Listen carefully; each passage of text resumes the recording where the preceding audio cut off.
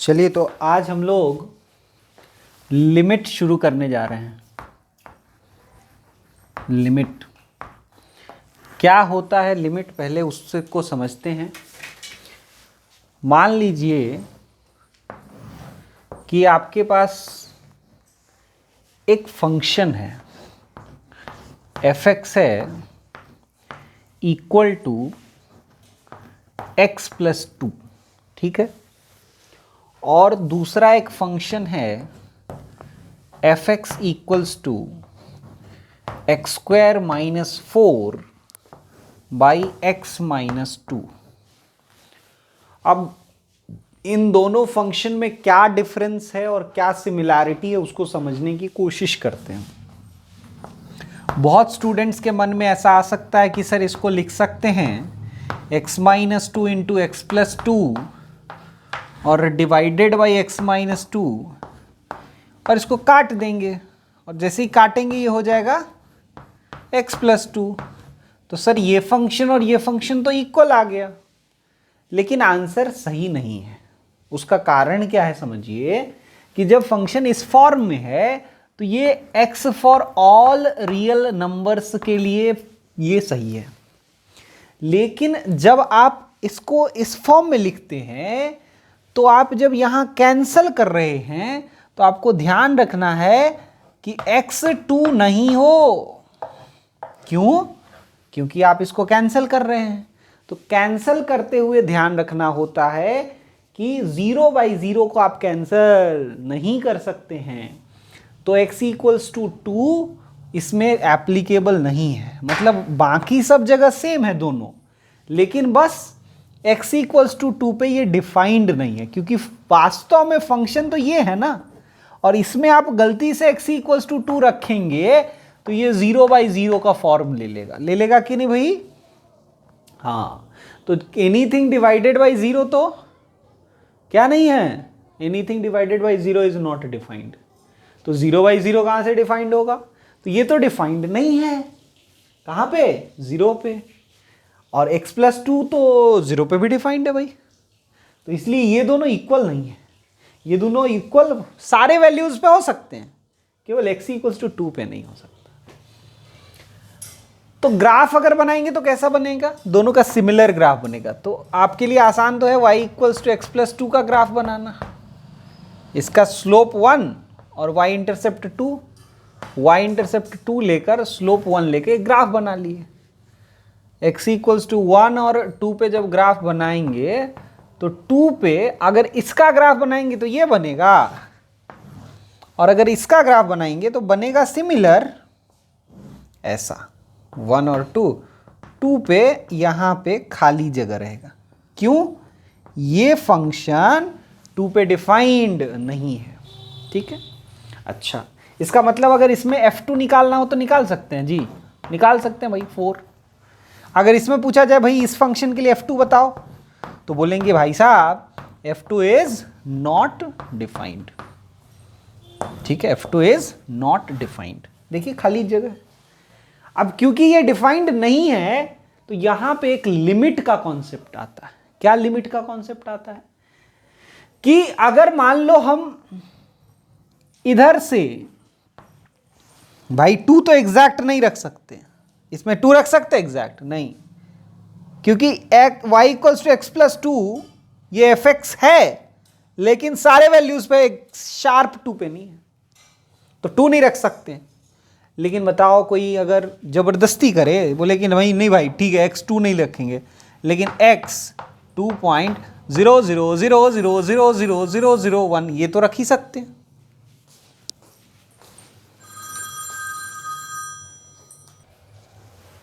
हाँ भाई, तो x = 2.00000001 रखें तो क्या हो जाएगा f(x) का वैल्यू? तब f(x) का वैल्यू हो जाएगा 4.000000। तब तो इसमें पुट कर पाएंगे कि नहीं कर पाएंगे? बोलो हाँ, अब तो पुट कर सकते। तो ये हो जाएगा 4.001। तो क्या कह सकते हैं? ये लगभग 2 है। 2 नहीं है, लेकिन 2 मना कर दिए ना भाई, जैसे काटे तो मना कर दिए, लेकिन लगभग 2 है। और f(x) 4 नहीं है, लगभग 4 है। किसी और के दिमाग में सूझेगा कि नहीं भाई साहब, हम ऐसा भी तो रख सकते हैं, x इक्वल्स टू 1.999999999999 बोल कम रहे, बोल ज़्यादा रहे, लिख कम रहे। तो fx कितना आएगा भाई? fx आएगा 3.9999999999। तो क्या कह सकते हैं कि ये लगभग 2 है, थोड़ा कम, और ये लगभग 4 है।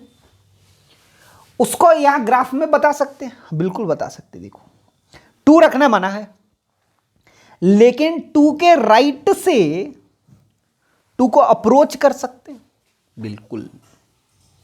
और उसी अप्रोच को, जैसे यहां 2 रखने को F2 से डिनोट करते हैं, उसी अप्रोच को हम लोग लिखते हैं limit x tends to 2 plus, कि 2 के थोड़े हाइयर वैल्यू से 2 की तरफ अप्रोच कर रहे हैं।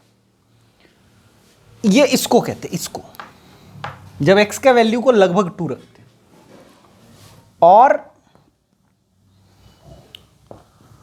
जब इधर से अप्रोच करते हैं तब इसको लिखते हैं limit x tends to 2 minus, और इसका नाम होता है राइट हैंड लिमिट RHL। ठीक है भाई, देखने तो आ रहा है कि नहीं? हाँ भाई आ रहा है। और इसका नाम होता है लेफ्ट हैंड लिमिट LHL। क्यों? लेफ्ट हैंड से अप्रोच कर रहे हैं और ये राइट हैंड से अप्रोच कर रहे हैं। तो जब ये दिखाने लगते हैं ना, तो ये सब नहीं लिखना पड़ता है। 10 20 50 100 0 लिख के 1 लिखने वाला झंझट नहीं करना पड़ता है। तब क्या करते हैं भाई? तब ऐसे लिखते हैं लिमिट x टेंड्स टू 2। आप 2 प्लस लीजिए, 2 माइनस लीजिए, मान लीजिए 2 प्लस ही ले लिए, और उसको लिखेंगे fx। ठीक है भाई, और fx कितना है? तो हमारा fx तो ये क्या लिखेंगे? Limit x tends to 2 plus, और fx की जगह बोलो x² minus 4 by x minus 2। अब limit x tends to 2 plus, और इसकी जगह क्या x प्लस 2 लिखते हैं, और अब क्या 2 पुट कर दें? हाँ, अब 2 पुट कर दो तो 4 आ जाएगा। अब बहुत बच्चे के दिमाग में जो ऐसा करते हैं तो दिमाग में आता है सर F2 लिखना था, आप मना कर दिए थे, नॉट डिफाइंड। अब कह रहे हैं कि यहाँ 2 पुट कर दो। कैसे 2 पुट कर दें? तो देखो ये लिमिटिंग वैल्यू दिखा रहा है कि लगभग 4 है, और ये भी लिमिटिंग वैल्यू दिखा रहा है लगभग 2 है। शार्प 2 मना है, 2 से थोड़ा बड़ा वैल्यू मना नहीं है। तो ये 4 नहीं है, ये 4 प्लस है, लेकिन 4 ही लिख देते हैं तो आंसर हो जाता है। ठीक है, तो ये तो उन फंक्शंस के लिए, उन पॉइंट्स पे जहां पे वो डिफाइंड नहीं है। अगर कहीं वो डिफाइंड होता तब क्या होता? जैसे यहां डिफाइंड नहीं था भाई, अगर डिफाइंड होता तो क्या करते? तब सीधा वो वैल्यू पुट कर देते, आंसर आ जाता। जैसे इसके लिए पूछता कि बताओ लिमिट x टेंड्स टू 2 कितना है, तो 4 है। उसमें तो वैल्यू ऑफ फंक्शन भी 4 है और लिमिट भी 4 है। इसमें लिमिट जो है वो तो 4 है, लिमिट 4 है, मतलब देखो जब 2 की तरफ अप्रोच करते हैं तो वैल्यू 4 की तरफ अप्रोच करता है। जब 2 की तरफ अप्रोच करते हैं तो वैल्यू भी 4 की तरफ अप्रोच करता है। दोनों तरफ से 4 की तरफ अप्रोच कर रहा है। तो ऐसे कंडीशन में लिमिट 4 है लेकिन वैल्यू 4 नहीं है, वैल्यू तो डिफाइंड ही नहीं है। वैल्यू शार्प पॉइंट पे होता है और लिमिट अप्रोचिंग वाले पॉइंट्स पे होता है। और किसी फंक्शन का लिमिट डिफाइंड तब कहते हैं कि लिमिट डिफाइंड तब होगा जब उस फंक्शन के लिए LHL इक्वल टू RHL हो। देखिए भाई, हमने इसी फंक्शन के लिए क्या ऐसा किया कि RHL निकाला 4 आया, LHL निकाला 4 आया, तो दोनों एक ही पॉइंट पे अप्रोच कर रहे हैं। हाँ, तो कहेंगे कि इस फंक्शन के लिए लिमिट डिफाइंड है। आई होप आपको इतना समझ में आया होगा। इतना जल्दी से कॉपी कर लीजिए।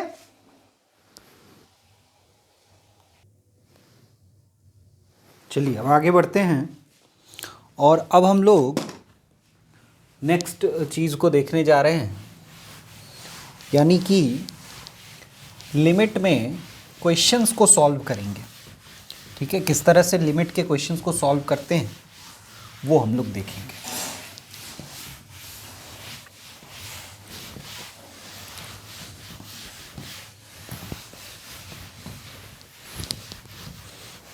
देखिए, तो इसमें हम लोग बेसिकली क्या करेंगे कि जो एनसीईआरटी के क्वेश्चंस हैं उनको ही सॉल्व करने की कोशिश करेंगे।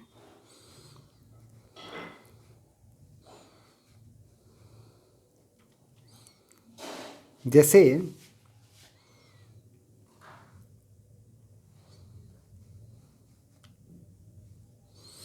मान लीजिए कि हमारे पास एक फंक्शन है fx equals to x cube और हम लोग निकालें limit x tends to 1 x cube. तो ये क्या होगा? ये फंक्शन क्योंकि 1 पे डिफाइंड है तो हम लोगों को इसमें कुछ भी मेहनत करने की ज़रूरत नहीं है, और आप सिंपली 1 पुट कर दीजिएगा, 1 का क्यूब यानी 1 आ जाएगा और यही आंसर होगा। ठीक है भाई, तो जहाँ पे फंक्शन डिफाइंड है वहाँ पे आपको कोई मेहनत करने की ज़रूरत नहीं है। उदाहरण के लिए एक और एग्जांपल ले लेते हैं, fx इक्वल्स टू 3x और आपको निकालना है limit x tends to 2 fx।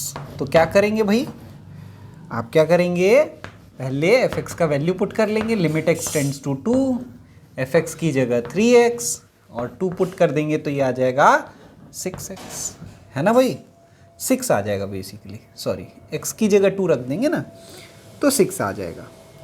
वहीं पे अगर हमारे पास फंक्शन कुछ इस तरह का हो, देखें मान लीजिए हमारे पास फंक्शन जो है fx वो ऐसा हो, 2 हो जाए, फंक्शन कांस्टेंट फंक्शन हो, ऐसा भी तो हो सकता है, और तब आपसे वो बोले कि बताओ limit x tends to 4 fx क्या होगा। तो देखिए इसमें क्योंकि ये x पे डिपेंड ही नहीं कर रहा है तो इसका लिमिट हमेशा हमेशा क्या रहेगा बोलो, इसका लिमिट हमेशा 2 ही रहेगा, चाहे आप कितना भी x को कहीं भी टेंड करा लें उससे कोई बदलाव होने वाला नहीं है। चलिए एक और क्वेश्चन करते हैं, fx इक्वल्स टू मान लीजिए x² प्लस x है, तो अगर आपसे पूछा जाए बताओ भाई limit x tends to 1 fx क्या होगा। यहाँ भी फंक्शन हमारा 1 पे डिफाइंड है तो क्या लिख लेंगे, limit x tends to 1 fx की जगह x² प्लस x की जगह क्या रख देंगे बोलो 1, तो ये हो गया 1 का square plus 1 and this is 1। ठीक है भाई, है ना। तो ये इस तरह से एनसीईआरटी में जो इलस्ट्रेशंस दिए गए हैं उनको हम लोग देखते जा रहे हैं। ठीक है, एक और इलस्ट्रेशन है एनसीईआरटी में, वो देख लेते हैं। देखिए नेक्स्ट क्वेश्चन जो है वो है fx equals to sine x। ठीक है भाई, साइन x दिया हुआ है और बोला भाई साहब limit x tends to π/2 fx बता दो, π/2 fx बता दो क्या होगा भाई, है ना। तो ये जो वैल्यू आएगा वो क्या आएगा बोलो, limit x tends to π/2, sine x को रख देंगे क्योंकि साइन x π/2 पे डिफाइंड है, पुट कर दो, साइन π/2 1 हो जाएगा and hence the limit is also 1। तो इस तरह से हमने कुछ एग्जाम्पल लिए, इसको पहले कॉपी करिए फिर आगे बढ़ेंगे। चलिए अब आगे बढ़ते हैं और नेक्स्ट क्वेश्चन को करके देखते हैं। देखिए इन सब में फंक्शन का जहाँ पे लिमिट निकालना था वहाँ पे फंक्शन डिफाइंड भी था और फंक्शन का डेफिनीशन चेंज नहीं हो रहा था। ठीक है भाई, तो इसमें हम लोग ऐसे क्वेश्चंस में डायरेक्टली वैल्यू पुट करके आंसर निकाल लेते हैं, लेकिन कुछ ऐसे क्वेश्चंस होते हैं जिसमें फंक्शन का डेफिनीशन उसी पॉइंट पे बदल जाता है जिस पॉइंट पे लिमिट पूछता है, तो उस समय हमें सावधानी की ज़रूरत है और उस समय आपको लेफ्ट हैंड लिमिट और राइट हैंड लिमिट दोनों निकालना पड़ेगा। कैसे, तो एक एग्जांपल देखते हैं। देखिए मान लीजिए आपके पास एक फंक्शन है fx equals to x - 2 0 and x plus two for different values of x। ये जो है x लेस देन 0 के लिए है, ये x इक्वल्स टू 0 के लिए है, और ये x ग्रेटर देन 0 के लिए। ये आपको फंक्शन दे दिया और बोलेगा भाई साहब लिमिट x टेंड्स टू 0 बताओ क्या होगा।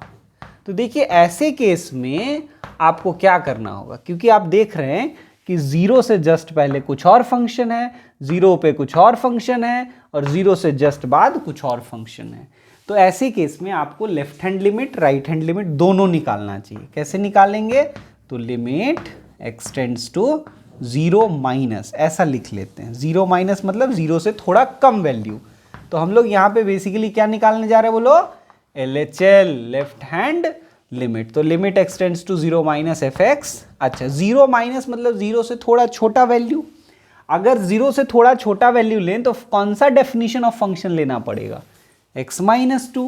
इसीलिए इसमें लिखेंगे, देखिए क्या लिखेंगे, limit x tends to 0 minus fx की जगह क्या लिख लेंगे बोलो, x माइनस 2।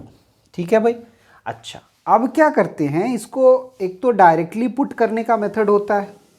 आप अगर देखेंगे तो एनसीईआरटी ने टेबल बना बना के इसको किया है, लेकिन दो मेथड जो होता है, एक तो डायरेक्टली 0 आप पुट कर लें, नहीं तो दूसरा एक मेथड होता है कि जब x टेंड्स टू 0 माइनस होता है आप x को सब्सटीट्यूट कर लें 0 माइनस h। अगर ये a माइनस पे टेंड हो रहा होगा तो x equals to a minus h, जहाँ h एक बहुत छोटा नंबर है। और अगर x 0 माइनस टेंड करेगा तो h 0 टेंड होना चाहिए। ठीक है भाई, x जब 0 माइनस बनेगा तो ये तब होगा ना जब h को 0 टेंड करा दो। तो ये आप पुट कर दीजिए। जैसे ही आप यहाँ पुट करेंगे तो क्या आएगा बोलो, limit x tends to 0 minus, 0 minus को हटा दिए। ठीक है, x जब टेंड कर रहा है 0 माइनस, h टेंड कर रहा है 0। तो क्योंकि ये दोनों इक्विवेलेंट स्टेटमेंट्स हैं, जब h 0 टेंड करेगा, x 0 माइनस टेंड करेगा, इसीलिए यहां लिख लेंगे लिमिट h टेंड्स टू 0, और यहां पे x माइनस 2 की जगह x की जगह क्या रख देंगे बोलो, 0 माइनस h माइनस 2। ठीक है भाई, अब h को टेंड टू 0 करा लो। तो h को जैसे ही टेंड टू 0 कराएंगे ये हो जाएगा लिमिट। अच्छा अब h टेंड्स टू 0 करा दिए तो ये लिमिट लिखने की ज़रूरत नहीं है, इसका वैल्यू हो जाएगा -2। ठीक है भाई, चलिए ये तो हो गया। अब क्या करते हैं, अब हम लोग, ये तो LHL हो गया, RHL निकालते हैं। तो RHL राइट हैंड लिमिट ये निकालते हैं। वो क्या होगा, तो limit x tends to 0 plus. अब 0 प्लस में अगर fx रखना हो तो fx का अलग डेफिनेशन है, 0 से बड़ा वैल्यू पे fx का ये डेफिनेशन है। तो लिखेंगे limit x tends to 0 plus fx की जगह x प्लस 2। अब यहाँ पे फिर से दिक्कत, 0 प्लस जब टेंड कर रहा है तो आप क्या कर लें, x को लिख लें 0 प्लस h। तो अब जब x टेंड्स टू 0 प्लस होना है तो h टेंड्स टू क्या होना है बोलो, 0। तो h टेंड्स टू 0, जहाँ h पॉजिटिव है ध्यान रखिएगा, इक्वल टू लिमिट। अब देखो x टेंड्स टू 0 प्लस की जगह क्या लिख लेंगे बोलो, h टेंड्स टू 0, और x की जगह क्या रख लेंगे बोलो, x plus h plus 2, sorry x तो 0 है ना, तो 0 प्लस h ये पुट कर देंगे। तो ये पुट कर लिया तो h टेंड्स टू 0 कराए, क्या आ गया बोलो, +2 है। क्या आया, LHL आया -2 और RHL क्या है बोलो, +2। क्या दोनों इक्वल है, नहीं।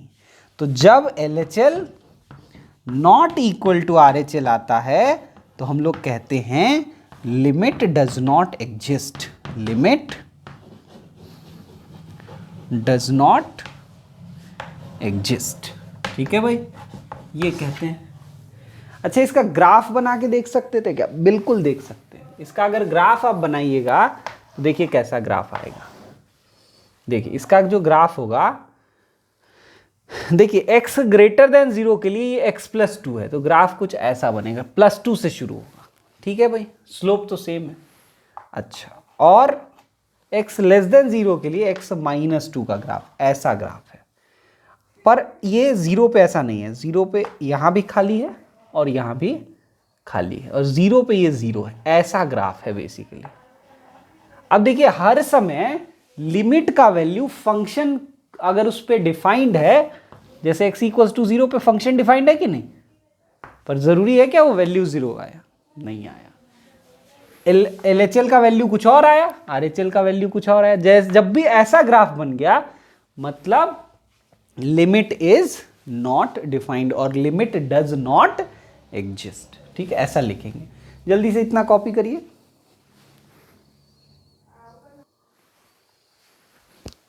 चलिए, तो नेक्स्ट अब हम लोग क्या देखने जा रहे हैं, देखिए यहाँ पे अभी तक हमने कुछ इलस्ट्रेशंस देखे एनसीईआरटी में जो दिए हुए थे, और ये देखा कि कब कहेंगे कि लिमिट एग्जिस्ट करता है और कब कहेंगे कि लिमिट डज नॉट एग्जिस्ट। ठीक, अब हम लोग अलजेब्रा ऑफ लिमिट देखने जा रहे हैं। ठीक है भाई, क्या देखने जा रहे हैं बोलो? Algebra of limit. Algebra of limit में क्या क्या है वो देखिए, तो हेडिंग पहले लिख लें, अलजेब्रा ऑफ लिमिट। लिमिट क्या, अलजेब्रा क्या क्या है, इससे रिलेटेड क्या क्या चीज़ें लिख सकते हैं। देखिए सबसे पहला, अगर limit x tends to a हो और दो फंक्शन हो, मान लीजिए आपके पास एक फंक्शन है f(x) और प्लस साइन हो और gx हो। इनफैक्ट आपको दो चीज़ें एक साथ बता रहे हैं, प्लस या माइनस साइन, दोनों ही हो, तो आप इसको ऐसे लिख सकते हैं, limit x tends to a f(x), इसको अलग लिख लिया, जो साइन होगा प्लस होगा तो प्लस, माइनस होगा तो माइनस, और फिर limit x tends to a और फिर gx, ऐसा कर लेंगे, है ना। ये पहला, और दूसरा दो लॉ है एक साथ हमने क्लब कर दिया। दूसरा है limit x tends to a f(x) into gx। ठीक है भाई, तो क्या होगा बोलो, क्या लिखेंगे? अगर प्रोडक्ट में होगा तो भी हम लोग ये कर सकते हैं, limit x tends to a f(x), मतलब इसका अलग आप लिमिट निकाल लें। अगर मान लीजिए इसका लिमिट आसानी से निकल रहा है तो इसको पहले अलग से निकाल लेंगे लिमिट, तो f(x) लिमिट निकाल लिए, और फिर limit x tends to a gx भी अलग से निकाल लिए, और जब दोनों निकाल लिए फिर मल्टीप्लाई कर लिए, तो ये भी पॉसिबल है। और हमारे हिसाब से तीसरा एक और क्या होगा, देखिए भाई, limit x tends to a, मान लीजिए सम कांस्टेंट टाइम्स f(x) हो, ये कांस्टेंट है, ये x पे डिपेंड नहीं कर रहा है, तो आप क्या करेंगे, इस कांस्टेंट को बाहर निकाल लेंगे और केवल लिमिट लिखेंगे किस पर बोलो, खाली f(x) पर, तो f(x) पे खाली लिमिट रख लेंगे, तो c इंटू, और ये चीज़ वही हो गया, है ना। अब क्या दोबारा फिर वही लिखेंगे क्या? लास्ट पॉइंट एक और है, हम लोग ऐसा भी कर सकते हैं, limit x tends to a, और अगर मान लो f(x) बाई gx हो, ठीक है भाई, ये अगर हो तो हम लोग ऐसा कर सकते हैं कि इस पहले हम लोग f(x) का लिमिट अलग निकाल लें और उसी तरह से सेम लिमिट gx का भी निकाल लें और फिर डिवाइड कर दें। लेकिन इसके अंदर एक कंडीशन है, इसके अंदर कंडीशन क्या है, provided limit x tends to a gx जो है वो 0 नहीं होना चाहिए, इट शुड नॉट बी 0। अगर 0 हो गया तो फिर मुश्किलें बढ़ जाएंगी, है ना, वो नॉट डिफाइंड हो जाएगा। तो ये हो गया जो बेसिक अलजेब्रा ऑफ लिमिट हम लोग को पढ़ना है। जल्दी से कॉपी कर लें।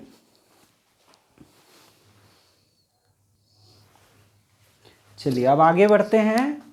अलजेब्रा ऑफ लिमिट हमने देख लिया। अब देखिए हम लोग अब कुछ चीज़ों को देखेंगे जिसको हम लोग कहेंगे limit of polynomial function and limit of rational function, तो वो हम लोग देख लेते हैं। अब तो हेडिंग देना है अब क्या चीज़, लिमिट ऑफ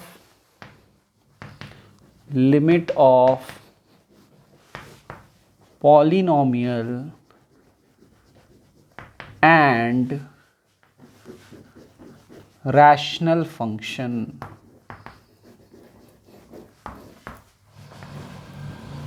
क्या है, ध्यान से देखें।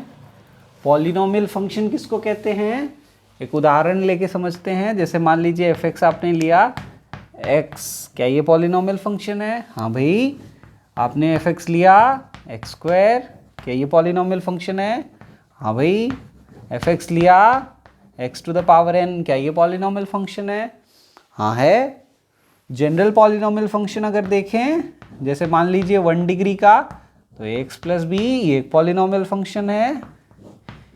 F x equals to a x x square plus b x plus c, ये एक पॉलिनोमियल फंक्शन है। अगर nth डिग्री की देखें तो f x equals to a naught plus a one x plus a two x square plus dot dot dot a n x to the power n. ये सब polynomial function हैं। अच्छा, तो ये सब पॉलिनोमियल फंक्शंस का लिमिट कैसे निकालते हैं? देखिएगा ध्यान से। ऑलरेडी कुछ क्वेश्चंस इस पे कर चुके हैं, लेकिन इससे कहीं जनरल कंक्लूजन्स निकालने की कोशिश होगी। जैसे मान लीजिए अगर हमें limit x tends to a इसके लिए निकालना रहा, तो फंक्शन की जगह x रख दिया और वो क्या रखेंगे, a पुट कर देंगे यहाँ, तो a आ गया। अच्छा, अगर यहाँ पे fa पूछता तो भी यही लिखते कि नहीं लिखते? fa पूछता तो x की जगह a रखते और a ही आता। तो इसमें पॉलिनोमियल फंक्शन में a पे अगर हमसे लिमिट पूछता है और fa हम लिख देते हैं तो वही आंसर आ जाता है। बिल्कुल उसी तरह से limit x tends to a, अगर एक्स स्क्वायर पूछेगा तो हम लोग क्या पुट करेंगे, यहाँ a पुट कर देंगे तो a स्क्वायर हो जाएगा। अच्छा, तो ये भी fa के बराबर है? हाँ भाई, इस केस में इस फंक्शन के लिए तो ये fa के बराबर है। अच्छा, तो इसमें क्या होगा भाई? इसमें भी limit x tends to a x to the power n करेंगे तो ये a to the power n आएगा। अच्छा, तो इसके लिए ये fa के बराबर है? हाँ भाई, ये भी fa के इक्वल है। अच्छा चलो फिर तो इसको छोड़ो, डायरेक्टली इसको देखते हैं। मान लो कि हमको limit x tends to a fx निकालना हो, इसके लिए तो क्या लिखेंगे? Limit x tends to a, ठीक है, a naught plus a one x plus a two x square plus dot dot dot plus a n x to the power n. क्या ये सब डिफाइंड है? हाँ है। तो क्या सब में a पुट कर दें तो कोई दिक्कत नहीं? कहीं कोई दिक्कत नहीं है भाई। A naught plus a one a plus a two a square plus dot dot dot a n a to the power n. अरे वाह, अगर यहाँ भी एफ ए निकालते तब तो यही आता, मतलब इस केस में भी ये एफ ए के बराबर है। हाँ, तो इसका मतलब क्या कंक्लूजन हमने निकाला कि जब भी एक पॉलिनोमियल फंक्शन का अगर आपको लिमिट निकालना हो तो आप केवल उस वैल्यू पे उसका फंक्शन का जो वैल्यू निकाल लेते हैं, वही लिमिट का भी वैल्यू आता है। ठीक। अच्छा, तो अब रैशनल फंक्शन का क्या किया जाए? मान लो कि हमारे पास एक रैशनल फंक्शन है f x by g x, है ना। अगर दो पॉलिनोमियल फंक्शन हो और उनको इस तरह से p बाई क्यू के फॉर्म में लिख दिया जाए तो ऐसे फंक्शन को हम लोग रैशनल फंक्शन कहते हैं। तो इसका लिमिट क्या होगा भाई? Limit x tends to a। तो अब अभी हमने अलजेब्रा ऑफ लिमिट में ये पढ़ा कि ऐसे सिचुएशन में हम लोग इसको separately limit x tends to a f x ऐसा लिख सकते हैं divided by limit x tends to a g x ऐसा लिख सकते हैं। अच्छा, ये भी पॉलिनोमियल फंक्शन, ये भी पॉलिनोमियल फंक्शन, मतलब ये एफ ए आ जाएगा और ये जी ए आ जाएगा, है ना। यहाँ तक तो ठीक है, लेकिन इसमें एक कंडीशन ऐसा बन सकता है क्या कि जी ए ज़ीरो हो जाए? हाँ, हो सकता है। तो जी ए अगर ज़ीरो होगा तो क्या करेंगे वो हम लोग देखेंगे, पहले इतना आप कॉपी कर लें।